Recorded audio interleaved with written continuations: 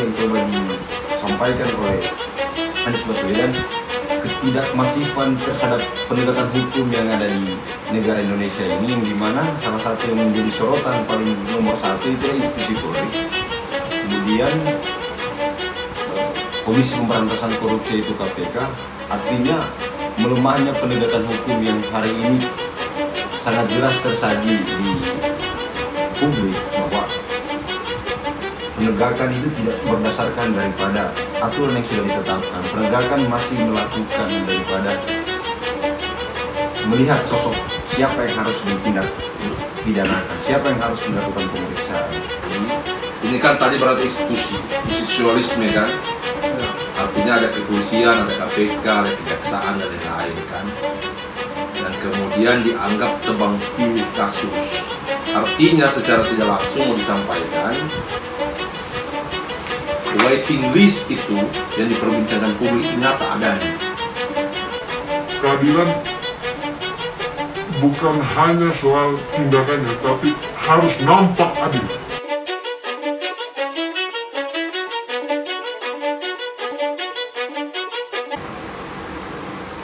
Assalamualaikum warahmatullahi wabarakatuh. Di podcast perdana kita, podcast 2/3 malam, kita akan cerita banyak hal mengenai perkembangan terkini yang viral dan menjadi perbincangan publik hangat.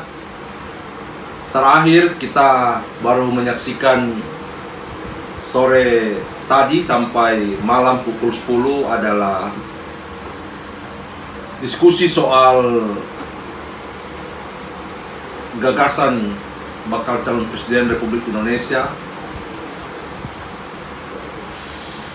di Universitas Gadjah Mada yang dipandu oleh Mata Najwa dalam acara Mata Najwa on Stage, bicara soal gagasan.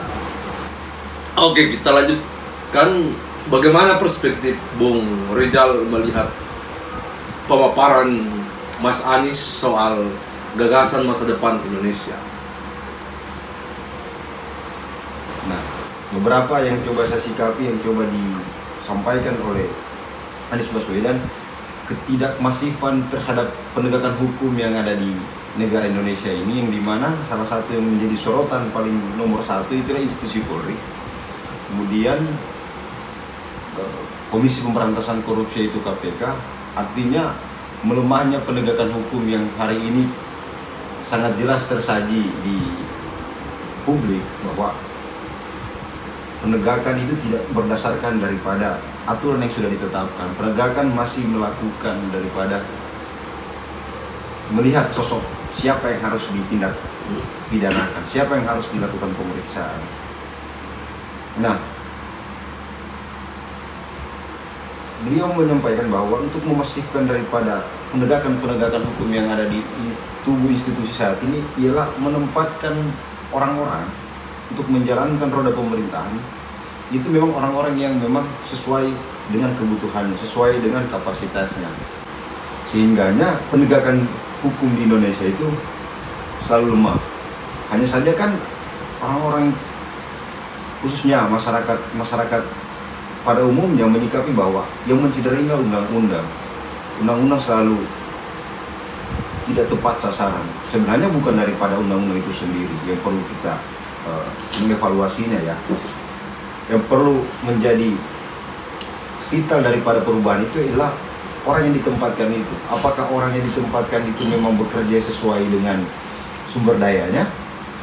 Orang yang bekerja itu memang tidak berdasarkan kelompoknya, agar dia bisa bekerja secara maksimal. Nah, jadi kata kunci dari semua itu adalah kalau saya coba ngambil kesimpulan bagi Bung Rizal, bagaimana secara keseluruhan perspektif Mas Anies soal penempatan orang berarti sesuai porsi, tempat, sesuai kondisi, ya kan? Ya. Orang semisal sarjana agama di Kementerian Agama. Begitu ya, yang dimana kalau kita melihat susunan birokrasi saat ini itu tidak berdasarkan daripada kita Disiplin ilmu. menyasar ke apa yang disampaikan oleh Mas Anies soal lembaga penegakan hukum. Disitir soal 2 lembaga. Bagaimana perspektif Bung Rizal melihat pernyataan Pak Anies soal, kita ambil salah satu contoh berarti lembaga kepolisian. Ada 2 yang beliau sampaikan di bicara gagasan tadi. Ya. Yang pertama soal lembaga kepolisian, yang kedua KPK. Tapi kalau terang melihat saat ini ya, situasi kondisi terhadap Tapi kita viralin.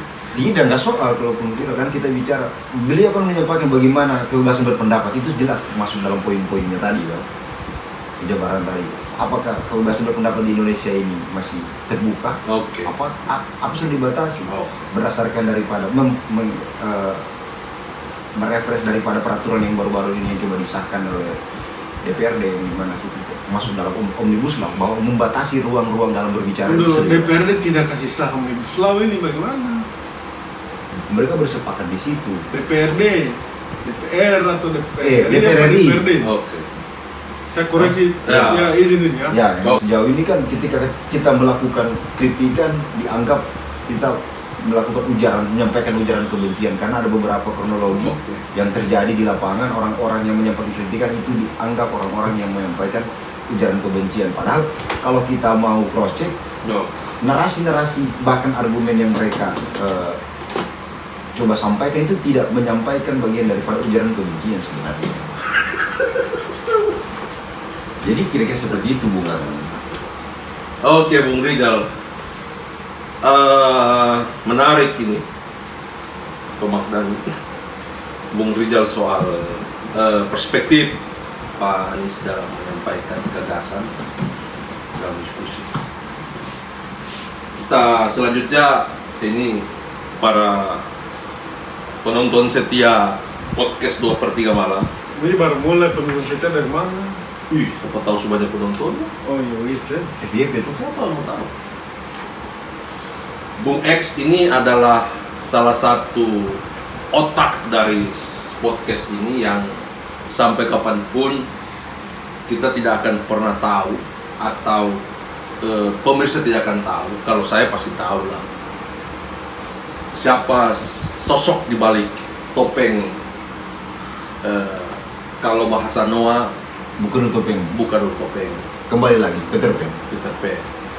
Jadi kita berikan waktu Bung X untuk sedikit ulik apa yang menjadi pikiran-pikiran capres atau bakal calon presiden koalisi perubahan Pak Anies Baswedan untuk menjadi rujukan teman-teman muda, teman-teman generasi penerus bangsa menjelaskan arah masa depan bangsa.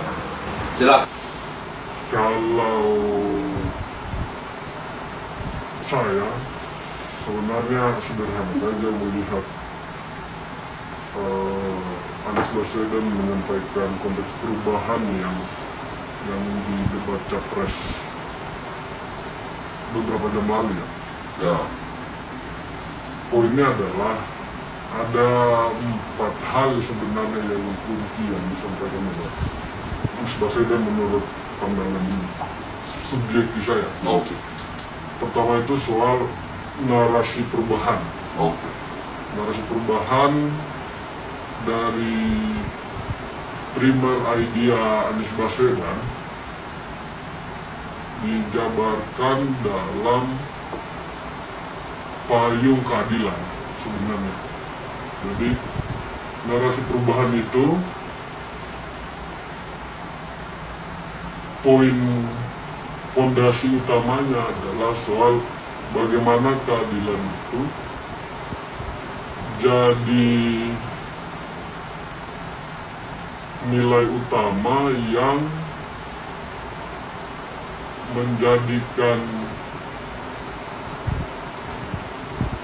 perubahan itu bisa teraktualisasi dalam berbagai program yang diusung oleh Anies Baswedan beserta Caimin sebenarnya.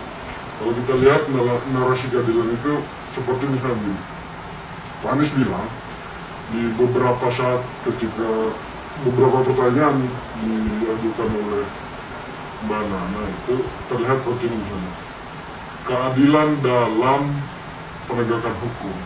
Keadilan dalam penegakan hukum menurut Anies Baswedan itu adalah bagaimana aturan itu mengikat tidak hanya institusi tapi juga person yang ada dalam institusi tersebut. Keadilan tidak hanya mengikat subjek hukumnya sebagai penegak hukum kalau kita bicara kepolisian misalnya, begitupun KPK. Tapi bagaimana keadilan itu lahir dari praktek yang dilakukan oleh subjek hukumnya dalam hal ini kepolisian dan sebagai institusi dan person yang ada di dalam institusi tersebut juga terhadap tindakan nyata dari proses hukum tersebut terlaksana. Keadilan bukan hanya soal tindakannya, tapi harus nampak adil. Bukan hanya dalam proses terlaksana keadilan itu bagaimana didapat, tapi kita sebagai warga negara itu merasa adil, nampak keadilan itu lahir dan kita bisa menjustifikasinya dengan misalnya begini, pedagang kaki lima atau tukang beca atau sopir angkot akan tahu bahwa begini keadilan nih. Sama dengan pejabat juga akan tahu bahwa seperti inilah keadilan. Jadi perasaan kita atau pembacaan kita terhadap keadilan itu nyata terlihat dari institusi dan person yang ada di kita tersebut. Jadi penegakan hukum bukan hanya harus adil, tapi harus nampak keadilan itu. Jadi kontekstualisasinya atau pelaksanaan implementasi gagasan Pak Anies soal keadilan yang harus nampak ke publik, ya, yang harus nyata dan menjadi fakta lapangannya. Ini kan tadi berarti institusionalisme kan, ya. Artinya ada kepolisian, ada KPK, ada kejaksaan dan lain-lain kan, yang kemudian dianggap tebang pilih kasus. Artinya secara tidak langsung mau disampaikan waiting list itu yang diperbincangkan publik itu nyata adanya, atau daftar tunggu lagi menunggu waktu siapa kira-kira orang yang paling tepat untuk kita periksa pada saat waktu kapan kan? Ya, oke. Tidak nampak adilnya di situ. Maksudnya kita bisa urut misalnya ketika Partai Biru mengungkapkan Anies sebagai, dan kita tahu semua lah partai apa kan, dalam sebuah acara dinyatakan sebagai calon presiden, tidak lama kemudian Anies Baswedan dipanggil KPK untuk diperiksa sampai 13 kali itu. Nah itu kan sebagian publik menyatakan bahwa itu normal-normal saja, tapi sebagian publik yang lain menyatakan bahwa enggak, ini pesanan, jadi tersandra, entah apa, tapi menurut saya ke depan ini PR bagi penyelenggara negara, dan menurut saya sebagai tugas seorang presiden, political will-nya yang harus kita sama-sama perhatikan adalah bagaimana kemudian hukum itu nampak keadilannya. Tidak ada kesan, maksud saya, di opini publik yang minor soal bahwa memang harus diperiksa. Kenapa tidak di awal dilakukan sebelum ada hal-hal yang mengaitkan pendapat lebih subjektif di masyarakat soal ketidakadilan tentang penegakan hukum. Itu maksudnya. Bahwa hukum harus nampak adil.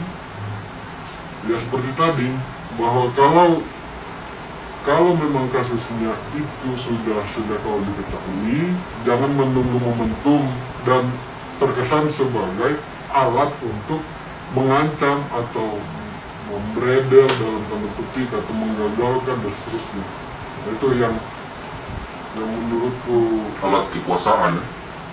Tidak melulu soal alat kekuasaan, tapi upaya juga untuk membuat citra seseorang itu turun, itu ada kesan di publik bahwa enggak, orang ini tidak bersih-bersih amat, atau kita walaupun juga kita tahu bahwa apakah benar semua pejabat publik itu bersih, kita harus menyaksikan itu juga untuk ragu bahwa tidak semua pejabat publik bersih, dan mungkin harusnya mereka tidak bersih.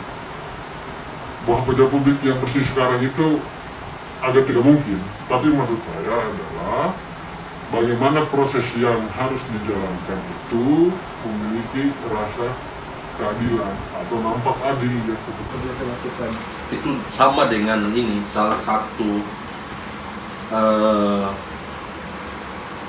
bahasa bijak itu dari salah satu pakar hukum dia kan disebut itu, bukan pakar hukum, pakar kebijakan ya, disebut itu kekuasaan yang absolut, ya kan, berpotensi besar menjadi korupsi. Itu juga berkorelasi positif atau beriring sejalan dengan bahasanya Pak Anies soal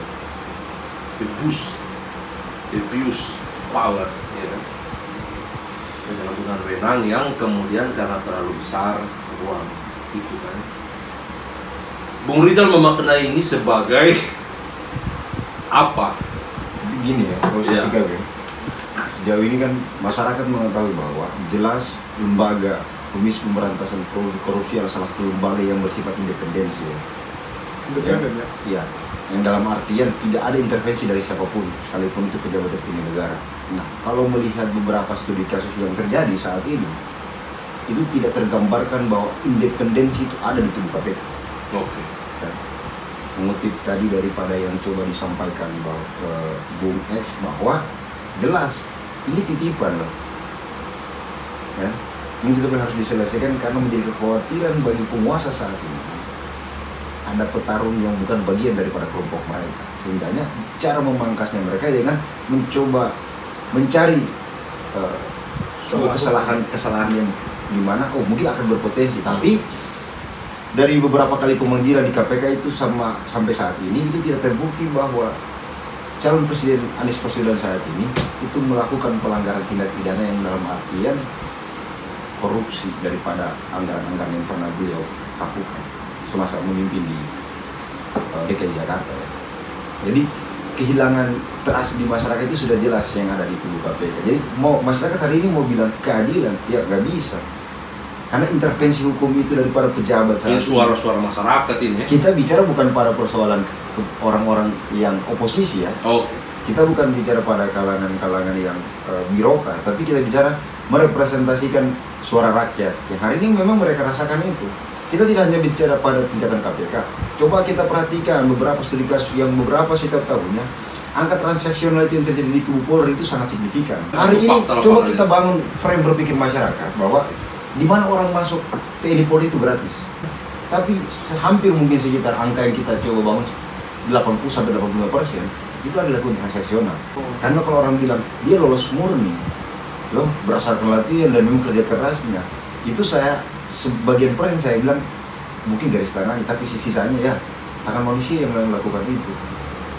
Tangan manusia. Iya, Nyetor ya.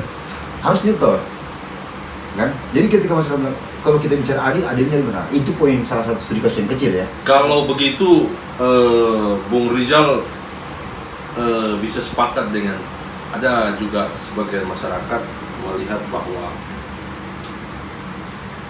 law enforcement ini atau penegakan hukum ini yang adil enforcement, law enforcement, penegakan hukum yang merata ini dan adil seadil-adilnya itu dengan semangat reformasi menghadirkan lembaga baru yang dimana dulunya penugasan kelembagaan itu dimiliki oleh dua institusi, Kejaksaan dan Kepolisian. Ya. Dihadirkanlah Komisi Pemberantasan Korupsi yang penugasannya hanya untuk satu jalur, yaitu tindak pidana korupsi, tipikor, ya kan? Yang pidana korupsi dibentuklah lembaga itu. Nah, sebagian kalangan masyarakat memandang bahwa lembaga ini malah nggak relevan lagi. Apakah Bung Rizal memaknai lembaga ini juga bisa dibubarkan atau Kalau lagi sebenarnya pada hakikatnya bukan pada lembaga itu sendiri yang kemudian harus termasalahkan, tapi yang kemudian perlu kita lakukan reformasi di dalamnya itu adalah siapa-siapa oknum-oknum yang masuk yang mungkin tidak amanat dengan jabatannya. Kalaupun kita mau, lembaga ini sudah bagus loh dibuatnya. Ya. Yang kemudian yang menjadi soal, apakah orang yang kita masukkan di lembaga itu bagus tidak? Sesuai dengan nawacita daripada diberdirikannya institusi itu tidak? Ya. Nah, kalau tidak, ngapain kita harus pasangkan di situ?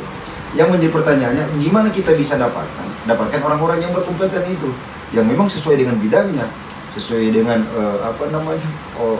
yang kadang-kadang melemahkan kita spiritual ya, orang yang berspiritual yang bagus, dan seperti itu. Melemahkan ya. Iya.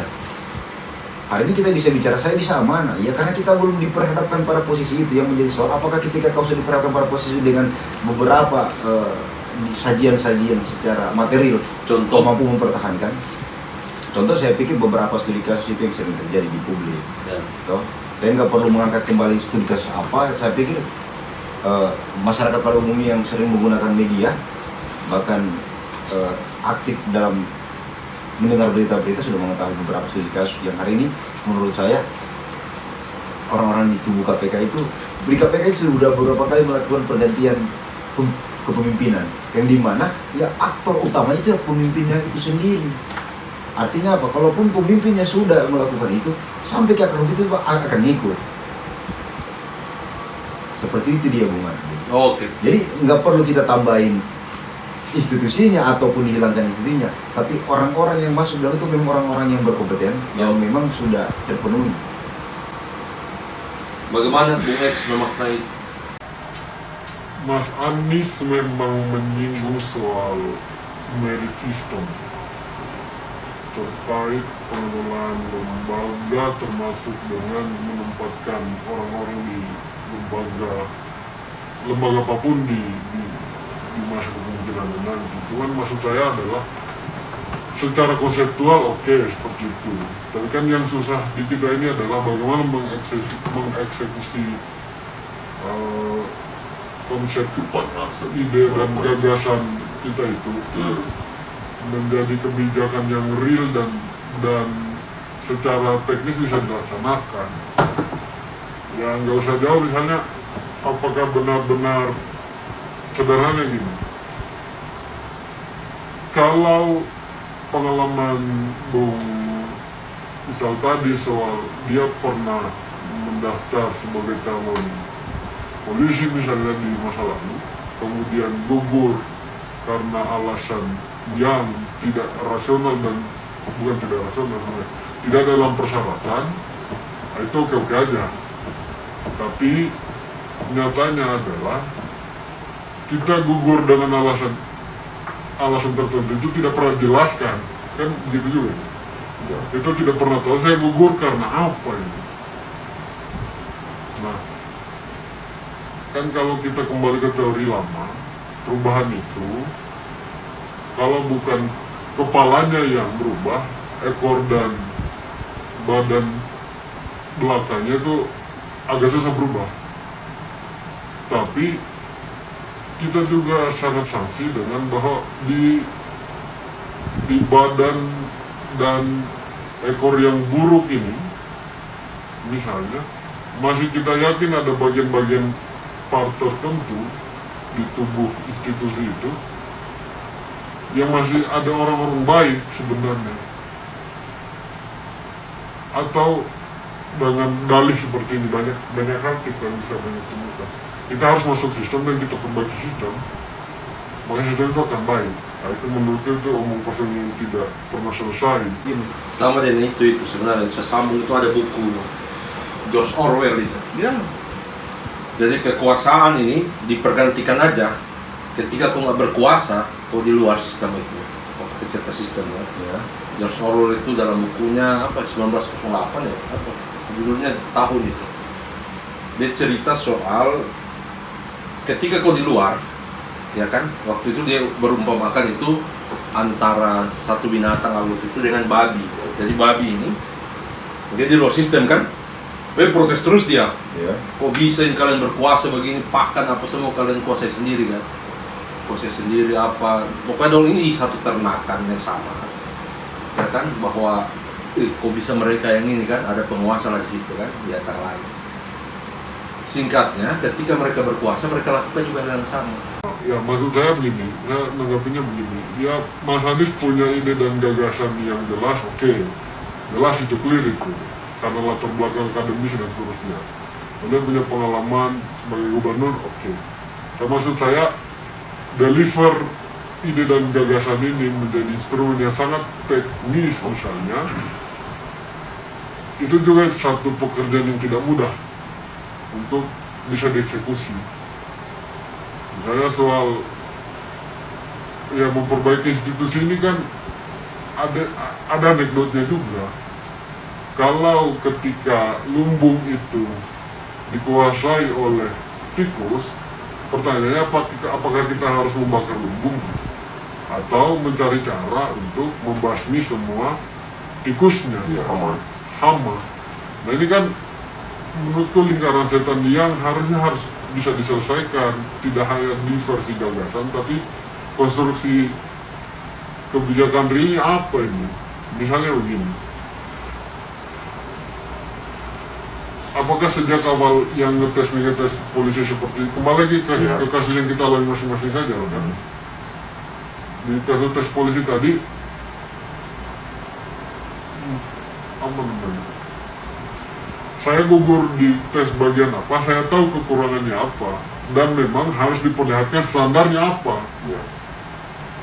Misalnya yang terlihat tinggi badan, oke. Kemampuan renang, oke.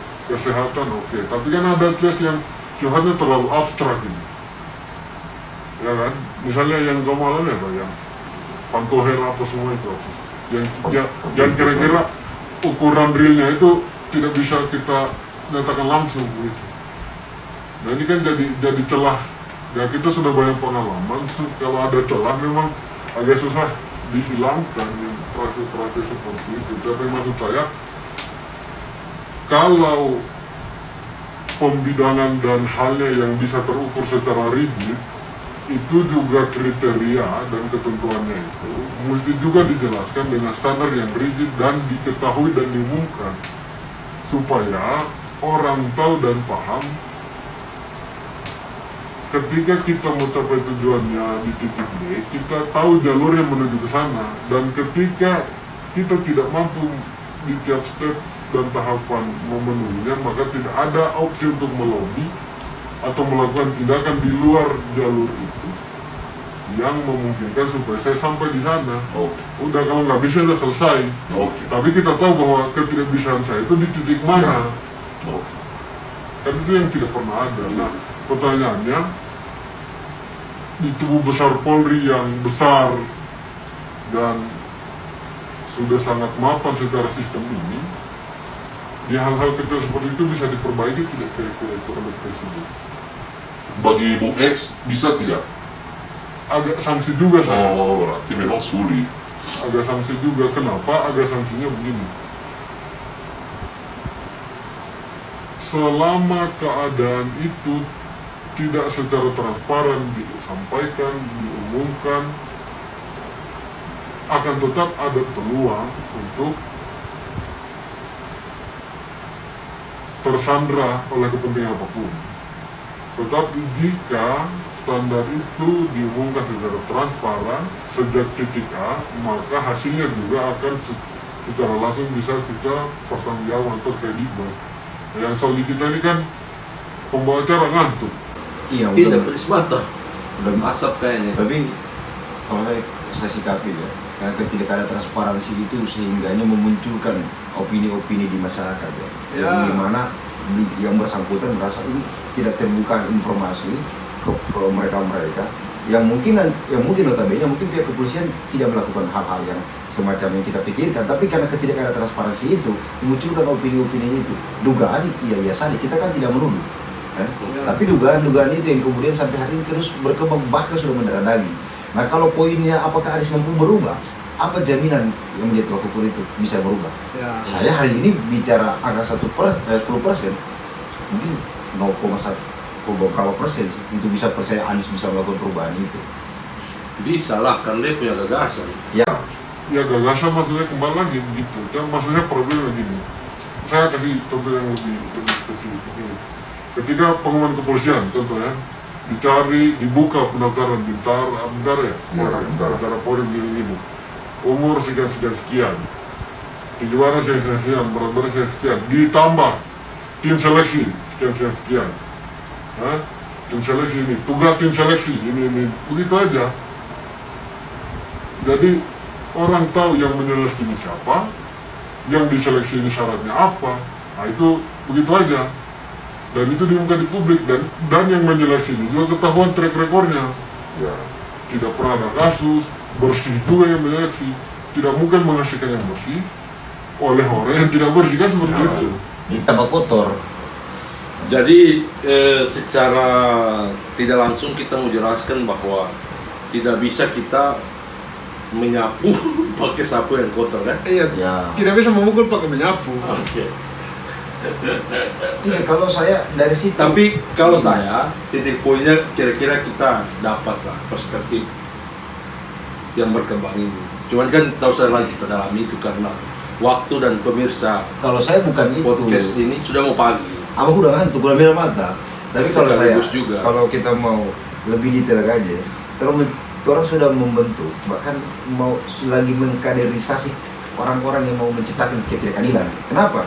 Ya karena dia pikir dari awal dia masuk sudah dilakukan transaksional, ketika dia sudah di dalam, otomatis sama hal yang dia lakukan. Dan itu harus dirubah. Ya itu pola itu harus dirubah. Ah, Kita harus melakukan reformasi itu. Kita ini mengkader. kita harus sebenarnya. melakukan perubahan. Harus melakukan perubahan. Oh.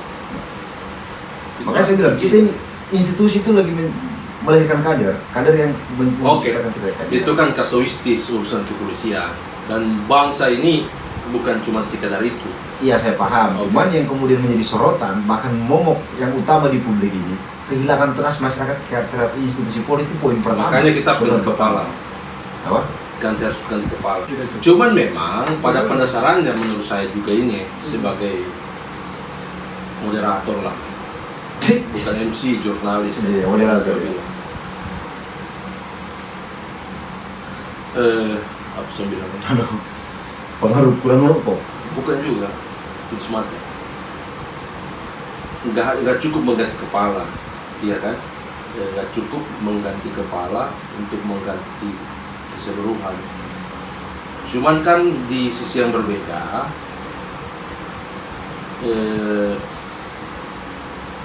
penanggung jawab keseluruhan kan pasti kepala, Iya. iya kan? Terus dengan siapa harapan itu kita sendarkan? Ya kan? Di sisi yang lain, memang betul juga, cuman ini mudah-mudahan nggak viral lah pemirsa.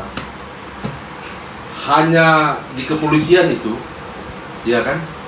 Hanya 3 polisi baik. Itu anekdot. Menurut Gus Dur, Menurut Gus Dur. 1, Ugeng, oke. 2, patung polisi. patung polisi, 3. polisi tidak. Nah, Hanya itu aja. hanya itu aja. Cuman kan pada prinsipnya lembaga ini kan kita masih butuhkan juga. Ini Iya. fakta. Nggak bisa kita satukan. Ada isu menyatukannya. Ini kan kembali berarti ke Orba. Orba ya. Saya kan memisahkan antara pertahanan dan keamanan. Itu kan jelas. Ada yang mempertahankan serangan-serangan luar artinya kan, atau intervensi dari luar. Keamanan untuk Kamtipmas itu diserahkan langsung ke Institusi Polri. institusi Polri. Soal perekrutan ini kan zaman ini yang saya mau cerita. Soal perekrutan ini kan lama. Makanya pada saat 2014, kenapa saya juga adalah bagian tak terpisahkan dari narasi itu, karena bagi saya 2014 itu adalah narasi paling kokoh yang penting untuk ini, sehingganya di 2004 sudah tidak ada pembicaraan soal itu. Ada 2 kata kunci yang muncul di situ. Apa itu? Satunya Tahu itu, revolusi. revolusi. Yang kedua, Reformasi. mental. Revolusi. Revolusi mental. Oh. Itu 2 kata kunci yang Ini kita podcast apa? Kuis ini. Wis, ditanya orang. Ditanya orang ulang. Wah, iya kan, revolusi mental. revolusi. Ini kan kalau clear di awal ini nggak mungkin ini akan kejadian lagi. Cocok nggak? Nggak Ini cocok. kan soal mental. Maksud saya, kenapa ruang itu masih ada? Ini fakta lapangannya. Karena pun kemudian misalnya kita salahkan atau kita ini berarti ada aturan yang kira-kira belum apa namanya strike ngurus ini harus begini harus begini harus begini. Cuman kalau mental itu, kalau anak Jaksel bilang apa, Mental health. mental health itu trouble, agak sulit itu karena menggurita. Sama dengan Bung Rijal X sampaikan tadi, adalah kita mengkader orang-orang baru kan. Ya. Ini kan soal pergantian orang-orang, ya kan. Kalau kita geser sedikit, coba kita geser sedikit, ini mungkin kita bertiga memaknai itu. Di tahun 90-an, di 2000-an awal, ada yang dikenal dengan ospek. Oke? Ada yang meninggal, ada yang ini, ada yang ini. Kenapa tren meninggalnya orang itu semakin kesini semakin berkurang? Bukankah itu juga yang kita diskusikan ketika kawan-kawan di kampus itu kan? Ya kan? Ada meninggal ketika itu, saya balas lagi adikku, saya meninggal juga. Ah, itu yang kita coba cari. Itu bahasa Iya kan? Iya kan? Mengikut kan? Itu kan terjadi itu. ya, Cocok gak itu? Itu kan relevan. menghilangkan perpeloncoan itu. Perpeloncoan itu kan menghilangkan Di dunia akademik ya. di dunia akademik. Nah, itu memang strike dan tegas itu, dan senior itu harus ikhlas untuk melakukan itu. Ya kan? Kalau kita menciptakan yang baru, cuman misalnya di kasus ini kan pemainnya itu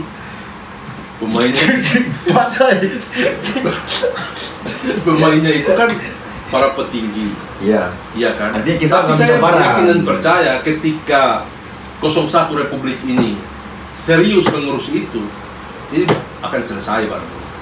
Berarti kalaupun kita bahasanya tadi serius 01 Republik itu serius, ini barang akan suksesi. Kan Iya. seperti itu. Yang menjadi pertanyaan, berarti 2014 kemarin revolusi mental itu tidak serius untuk dikerjakan. Faktanya kan? Faktanya. Iya, kita nggak usah cerita. Tidak, soal- saya cuma menjadikan rujukan pembanding. Iya, rujukan teman. Faktanya Jangan dulu. juga Iya. nantinya ketika pemimpin baru juga melahirkan gagasan sama juga di 2014. Ya. Hanya sebuah legalitas. Makanya versi Pak Anies ini, kita bukan maksudnya ini kan, walaupun kemudian narasinya bagi saya agak rasional, sehingga Pak Anies menciptakan satu term yang menjadi perbincangan publik hangat, dan itu orang selalu laporan, ya kan? Dua kata kuncinya. Ya betul. Rekam. Rekam. Yang kedua, Jejak. jejak. Jejak. Rekam jejak. Makanya kan ini yang kita lihat. Cuman kan untuk pelembagaan kan nggak apple to apple juga. Ya. Karena maksudnya beliau gubernur, nggak ngatur lembaga-lembaga negara yang setingkat kepolisian. Oke. Cuman kan di beberapa ini kan berarti beliau, tapi entah bagaimana apakah bisa, tapi untuk mengintervensi Polda kan tidak juga, karena ini bagian degraf dari urusan-urusan itu kan. Ya. Oke, proses itu kan kita bisa ukur ini. Ya. Paling tidak kalau targetnya beliau 10, nggak jauh-jauh dari sini 9. Ya, saya sebenarnya begini, pada dasarnya begini. Saya ingat apa yang dilakukan oleh contoh TNI misalnya, ya kan? TNI misalnya dia bilang apakah relevan lagi isu PKI dan keturunannya itu tidak bisa masuk TNI. Yang kemarin jadi viral, kemudian yang perawan juga itu kan, maka kontekstual sekarang dan seterusnya. Pertanyaannya kalau sudah menikah, sudah jadi tentara, jadi kemampuannya bagaimana? Kan begitu juga itu. Dan poinnya bukan di situ, poinnya adalah bahwa zaman berubah, tapi kenapa sistem makin tertutup? Harusnya kan tidak.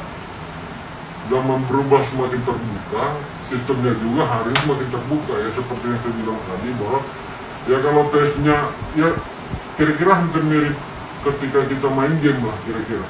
Kita tahu ini, untuk dapat poin tertentu kita harus menyelesaikan game yang tertentu itu. Kalau nggak mampu, bagaimana? Ya berhenti di level itu, tidak sampai di titik finishnya kan. Nah, maksud saya harusnya sistem yang dibangun oleh kepolisian dan seterusnya itu juga seperti itu. Jadi orang tahu dari proses awal sampai proses akhirnya, baru bisa terbuka dan baru bisa tahu begitu. Nah, menurut saya ya kita kita akan menggantungkan harapan kemana, itu pertanyaan tadi kan? Ya. Kita akan menggantungkan harapan kemana? Kita akan menggantungkan harapan kepada orang atau calon pemimpin yang secara rekam jejak berhasil secara politikal merubah keadaan dari institusi yang dulunya tidak transparan menjadi transparan. Misalnya soal berapa orang yang masuk Polri itu, ya kembali lagi ke ide Mas Anies, karena diskusinya soal Mas Anies kan. Ya.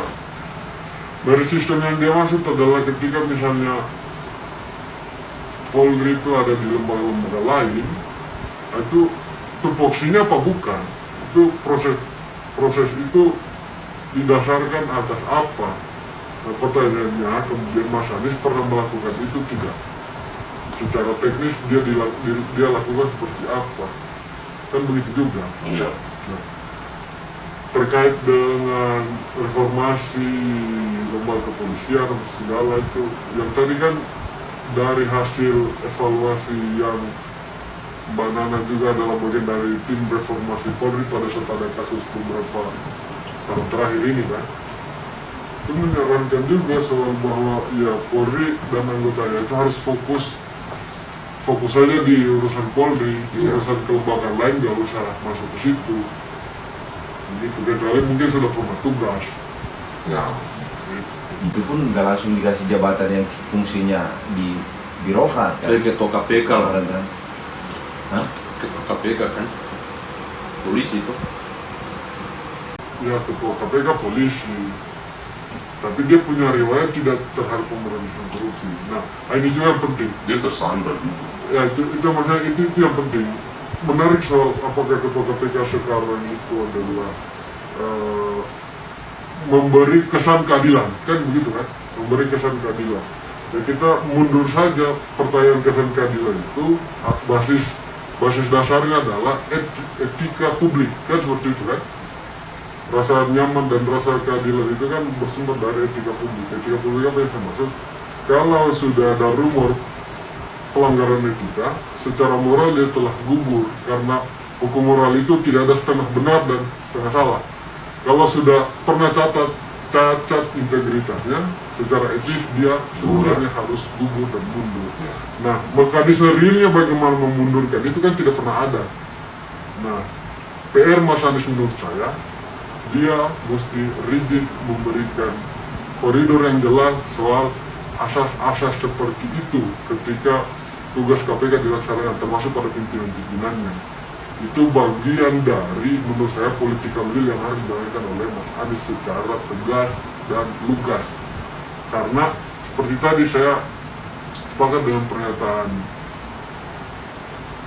kawan kita ini bahwa harus ada trust, karena lembaga publik itu basis pertama dan utama dari lembaga publik adalah kepercayaan publik.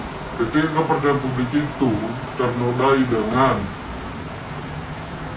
rumor dan seterusnya, secara etis itu sudah tidak bisa lagi dipercaya. Yang saya mau bilang adalah, Mas Anies harus tegas. Kalau sudah ada rumor seperti itu, Mas Anies akan bilang, saya atas nama kebenaran dan atas nama sebagai Presiden Republik Indonesia meminta dan menyatakan KPK, pimpinan KPK saya nyatakan berhenti.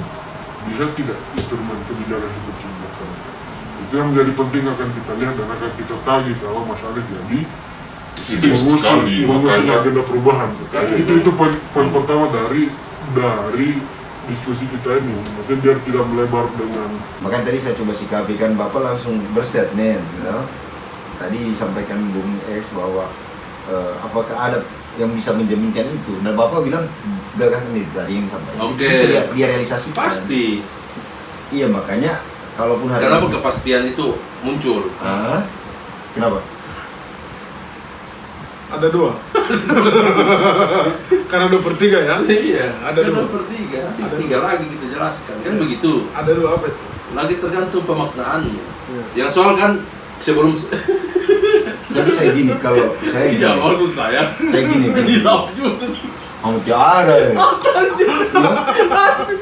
Tapi tidak, saya gini bang. maksud saya begitu. Saya gini bang, kalau Trompet Podcast ini sifatnya apa? Tapi kalau dengan pembawaan host kayak gini, jelas ada keberpihakan. Enggak juga. Enggak juga. Ini kan kita nonton baru itu. Enggak juga begitu. Ketika nonton Prabowo kan mungkin saya bisa jawab juga hal yang sama kan begitu. Iya, enggak juga. Kan begitu. besok malam 2/3 malam ini kan kita bahaskan yang lain. Berarti semua ini Bung Rizal bisa. X ini menghakimi. Artinya kan pertanyaan, perspektif saya sebagai host yang menonton juga. Ada jawabannya. Jawabannya apa? Satu. Ada dua jawabannya. Iya, saya tanya. Yang pertama soal visi. Selalu ada dua dan kita bertiga. 2/3 itu maknanya ya. Tiga itu. Ya. Selalu ada dua sisi. boleh. Dua sisi. Selalu ada dua sisi dan kita membahasnya bertiga. Bertiga sisi kan. Jangan kalau berempat masuk udah berdebuk ke jam. Satu hari dalam podcast. Tidak podcast begitu. satu hari. Tidak begitu. Ya. Tetap bertiga. Satu, ya kan? Soal visi. Visi, Yang kedua soal misi. rekam. Kira visi misi. Enggak. Itu dia jabarkan sehingga soal penegakan dia tegas. Ya kan? Dia sebut tadi. Ini saya bukan jubirnya. Kalau dia ajak jubir ya alhamdulillah. Dia sebut tadi, ya kan? Interview. Mau sekali masuk pikiran istana ini? Ih, astaga, mau pergi istana saja so. Kau Ya. mau saja ke istana? Belum pernah. Iya, maksudnya kau mau kan? Pak di mana abang kau gitu ya? Saya jawab tadi. Berarti aku juga mau. Ke istana? Iya. Mau lah. Iya. Ah, Sudah konkret pertama. jawaban tuh. Kan di mana abang sih? Berarti abang mau saya juga ikut kan? Satu, Ya. soal itu kan, visi. Visi. Oke. Visi Soal atau visi ini visi? Visi atau visi? Visi Ya. pakai V5. Ya. Fanta. Kan ya. Lanjut Visi. bang. Soal visi itu benar ada. Dan tadi Bung Rizal harus nonton secara utuh. Ya kan? Sedikit lagi. Mau tarang di luar nih. Halo. Soal visi itu bahwa perubahan yang menghadirkan keadilan itu adalah jalan yang harus kita tempuh sebagai bangsa ini dengan beberapa kriteria. Terus saya ungkapkan lagi dua. Ya. Dua ya. Ya kan? Yang tadi baru satu ini, yang kedua apa? Kan tadi Yang kedua visi, rekam yang jejak. kedua Rekam rekam jejak. Rekam jejak yang dilakukan beliau. Ketika perekrutan ASN pertama kali beliau menjabat sebagai gubernur DKI Jakarta, apa yang beliau lakukan? Itu beliau harus tahu. Cari datanya. Kan begitu. Ya, ya. Oke, clear kalau menurutku di situ ya. Hmm. Nanti saya pertebal data, saya chat aja kan. Ya. Artinya dengan itu, maksudnya kan seolah-olah ketika praktek pungli, praktek setor menyetor, suap menyuap ini masih terjadi, ya kan seolah-olah dunia ini runtuh, negeri ini bubar. Ya. Sebagai generasi pelanjut estafet kepemimpinan bangsa ini, saya Bung Rizal X ini, jangan melihat seperti itu. Tetap masih ada harapan maksudnya. Optimisme soal harapan, hope itu harus terus Tinggi pak. ada dan berdarah-darah, menggebu-gebu, nggak bisa itu. Ya kan? Patahnya di mana? Patahnya begini. Apa yang bisa dilakukan? Oke, walaupun kemudian kita bisa memaknai bahwa memang banyak orang yang ngurus. Republik ini kan nggak bisa diurus sendiri Anies. Ya, Harus banyak yang ngurus. Sepakat. Nah, yang urus-urus ini yang kemudian, ini kan akarnya ini banyak. Cuman kan sirkulasi kekuasaan ini kita harap ada satu figur yang memang dia orang nomor satu Republik ini. Sepaling tidak ya, pun dia goblok sekalipun, yang penting dia baik, ya kan? Tapi kan nggak mungkin 275 juta penduduk Republik ini nggak ada yang pintar, nah, itulah Anies. Perspektif ya. Tapi kan kita nggak lihat Ganjar bagaimana Mas kan, Prabowo. Tapi seperti kita bisa titipkan, itu kita bisa mengharapkan. Ke depan kalaupun kemudian misalnya praktek itu masih terjadi, maka Bung Rizal harus ambil alih bagian terpisahkan itu. Ya kan banyak cara. Saya contoh dua contoh. Yang pertama dilakukan oleh teman-teman demonstran. Ada dua, tapi yang paling terkenal yang kedua. Pernah tahu nama Sonang Hutagalung? Belum. Nah, cerita Sonang Hutagalung. Sonang Hutagalung itu salah satu orang yang diminta Republik Indonesia ke sana. Apa yang dilakukan waktu itu? Mau searching atau saya jelaskan? Saya jelaskan dulu ya, nanti searching. Dia melakukan demonstrasi sendiri di depan istana negara. Cara demonstrasinya, siram bensin di badannya dan bakar diri. Meninggal kan? Meninggal soal bahu. Itu kan bagian dari cara aja. Saya apakah kau memilih jalur itu? Jadi secara keseluruhan bagaimana perspektif? 57. Secara keseluruhan tadi tontonan itu. Nanti habis itu Bapak lagi ya, Bung Rijal. Oke. Secara keseluruhan Anies punya PR untuk mengartikulasikan visinya itu jauh lebih clear sebenarnya. Jauh lebih clear yang dimaksud itu adalah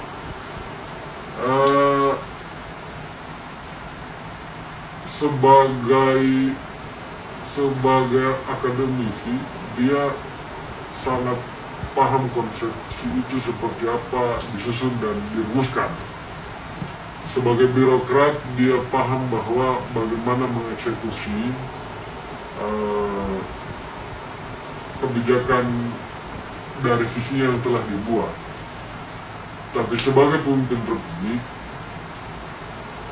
dia harus menjelaskan dan dia harus memahami bahwa mayoritas orang yang dia pimpin ini adalah orang yang sangat jauh dari gaya berpikir dan kemampuan mengartikulasi, memahami informasi apa yang disampaikan. Poinnya adalah, menurut saya, apa yang dia sampaikan di bicara